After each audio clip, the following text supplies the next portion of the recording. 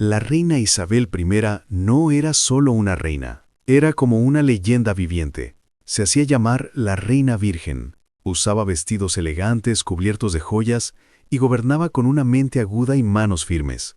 La gente la recuerda por su poderosa corte, por derrotar a la Armada española y por convertir a Inglaterra en un país protestante fuerte.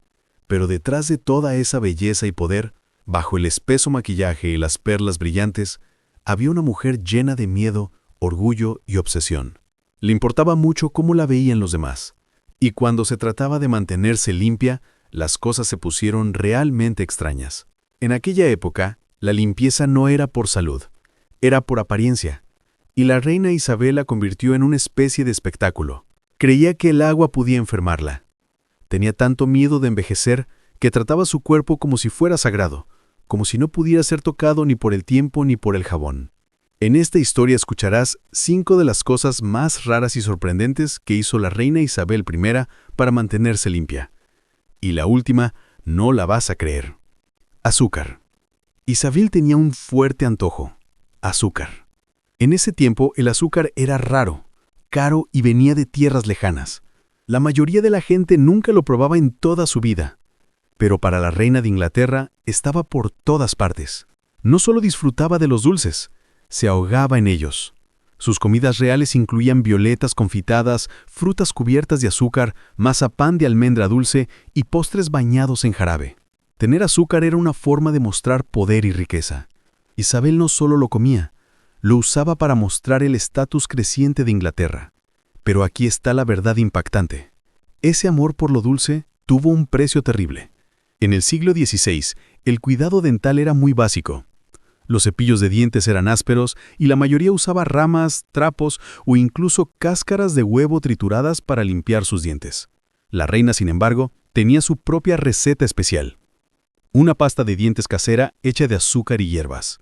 Sí, azúcar, lo mismo que estaba pudriendo sus dientes. Era lo que usaba para tratar de limpiarlos. Para empeorar las cosas, también usaba polvos ásperos que raspaban su esmalte. Con el tiempo, su sonrisa, que alguna vez fue hermosa, se volvió algo impactante. Los visitantes extranjeros lo notaban. Para la década de 1590, sus dientes estaban negros, rotos o incluso faltaban. La gente decía que su aliento era tan malo que hacía que quienes estaban cerca se sintieran enfermos. A veces era difícil entender sus palabras porque hablaba a través de dientes podridos. Aún así, se negaba a que los médicos se lo sacaran. Isabel era conocida por ser terca y temerosa del dolor. Para convencerla de que era seguro, un cortesano incluso se ofreció a que le sacaran un diente frente a ella. Imagina eso, alguien gritando de dolor solo para que la reina sintiera menos miedo. Pero lo más extraño vino después. En lugar de burlarse de sus dientes malos, las damas nobles la copiaron. Sí, se ennegrecían los dientes con hollín y carbón para parecerse a ella. En su corte, incluso los dientes podridos se convirtieron en símbolo de alta clase. Si la reina tenía los dientes negros, entonces los dientes negros significaban belleza, riqueza y poder. Cuanto más oscura la sonrisa, más rico parecías.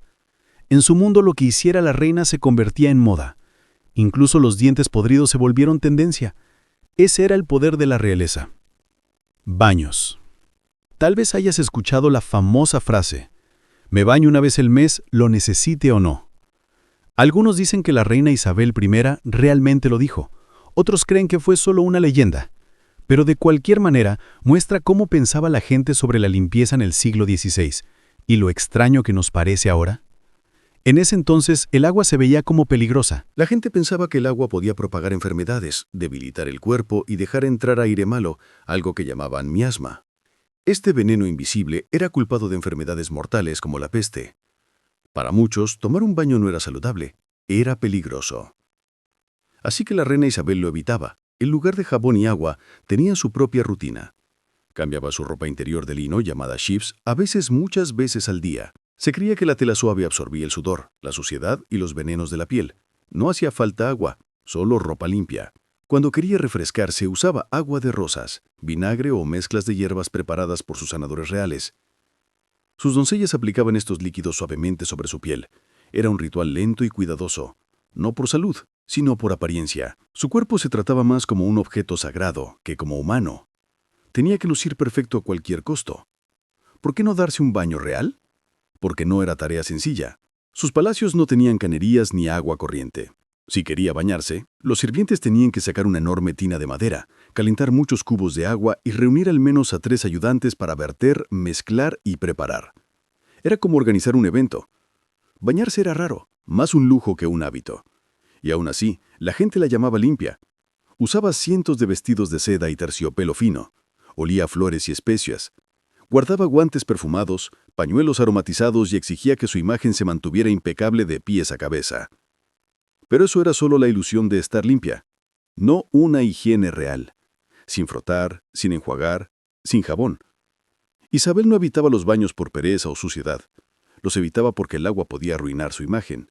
Podía borrar su maquillaje blanco, podía romper la ilusión, podía mostrar que era humana, y en su mente una reina nunca debía parecer humana.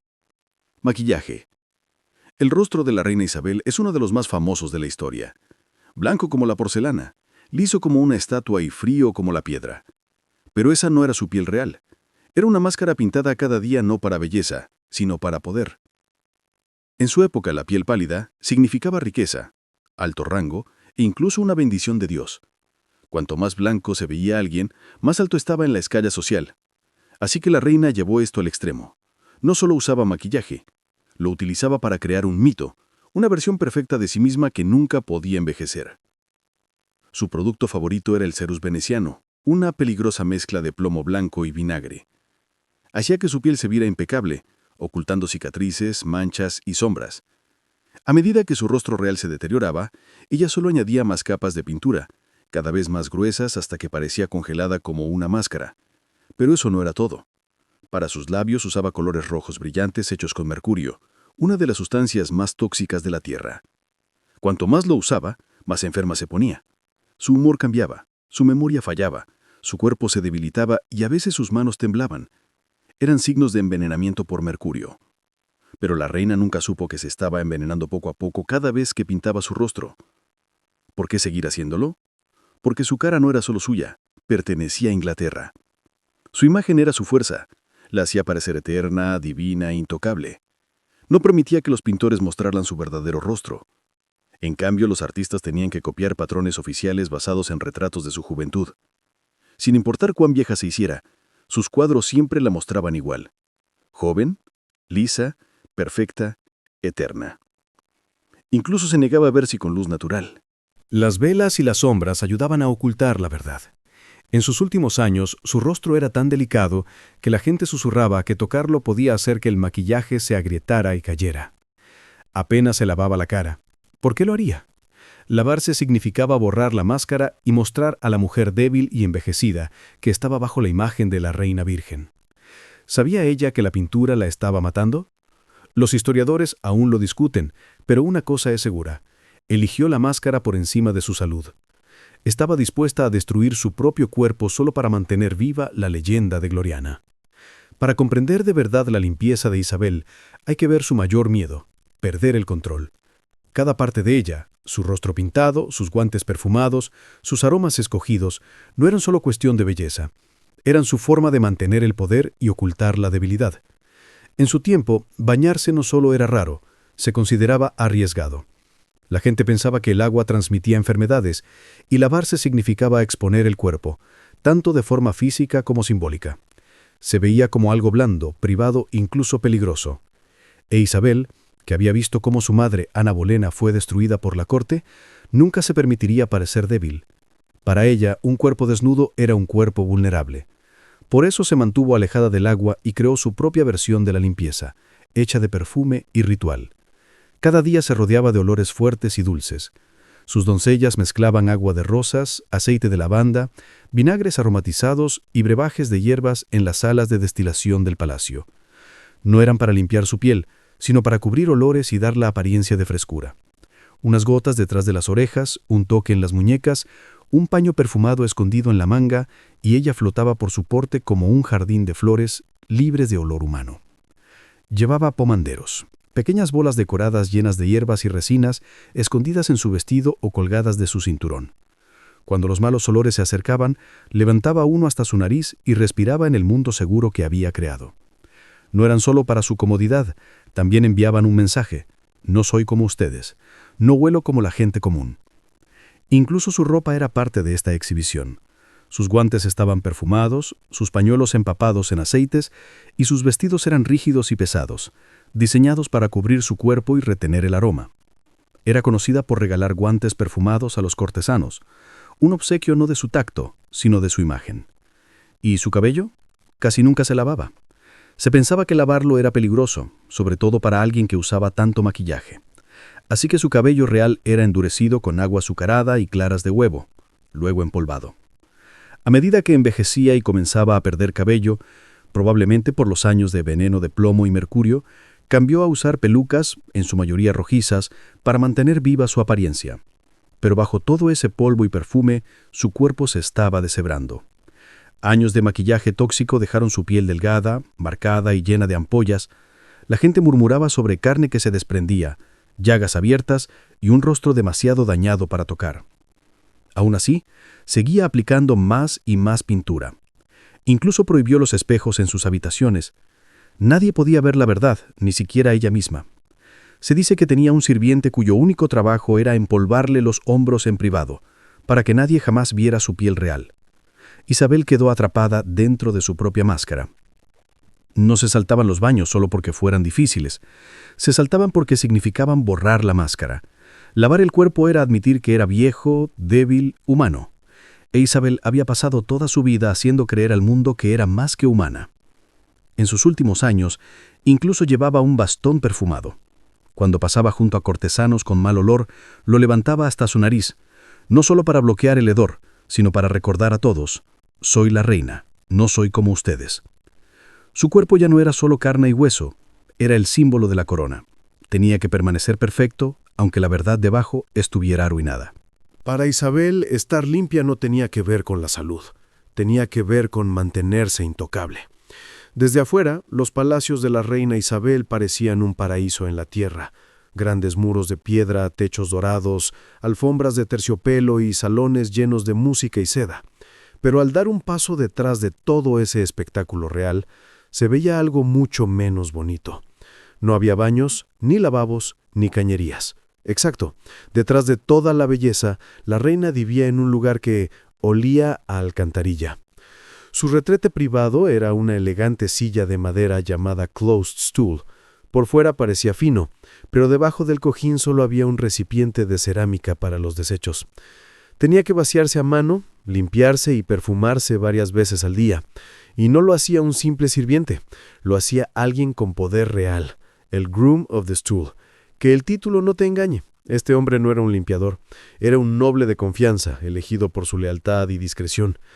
No solo ayudaba a la reina en el retrete, también la vestía, manejaba asuntos privados y a veces compartía conversaciones políticas secretas. En el extraño mundo de la corte Tudor, estar cerca de la reina en sus momentos más íntimos significaba estar cerca del poder. Pero el resto del palacio era mucho peor. No había inodoros con descarga, solo vasinillas, cubos o cuencos usados por todos. Estos se vaciaban en pozos bajo los suelos o justo afuera de los muros. Limpiar todo ese desperdicio quedaba en manos de hombres llamados gong farmers o night soilmen. Trabajaban de noche, cargando cubos de inmundicia por pasillos oscuros y escaleras estrechas, tratando de no derramar mientras lo arrojaban en zanjas abiertas. El olor era horrible y nunca desaparecía del todo. Para disimularlo, en el palacio quemaban hierbas como lavanda, romero y mejorana dulce. La gente tiraba flores en los suelos y colocaba juncos o paja empapados en aceites para atrapar la peste. Pero esos juncos no se limpiaban con frecuencia. La suciedad, el cabello, las migas y la podredumbre se acumulaban debajo, creando una capa oculta de mugre. Ni siquiera la reina podía escapar de eso. Movía su corte de un palacio a otro no solo por política, sino también para huir del olor. Cuanto más tiempo permanecía en un lugar, peor se volvía el problema de los desechos. Ningún perfume podía ocultarlo para siempre. Esta era la verdadera vida real, un mundo de oro y terciopelo por fuera, pero de podredumbre y enfermedad por dentro. Un lugar donde el poder convivía con la suciedad, donde la mujer más poderosa de Inglaterra vivía en una lucha constante contra el hedor de su propio reino. Isabel no gobernaba por suerte, gobernaba con estrategia, estilo y trucos. Su higiene no era pereza, era intencional. Cada baño saltado, cada gota de agua de rosas, cada peluca empolvada, formaban parte de un gran acto. En un mundo donde un solo rumor podía destruir la fuerza de una mujer, Isabel se hizo intocable, eterna y casi inhumana. Ella sabía la verdad.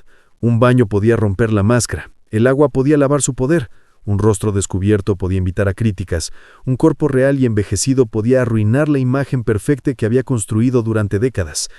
Así que en lugar de eso se empolvaba, se perfumaba, se pintaba, posaba y se convirtió en leyenda. Isabel I quizá no estuvo limpia según las reglas de hoy, pero fue impecable por elección. En su mundo, el jabón y el agua no eran para la salud, eran amenazas al poder. Ella no solo sobrevivió, dominó el arte de ser vista sin ser conocida.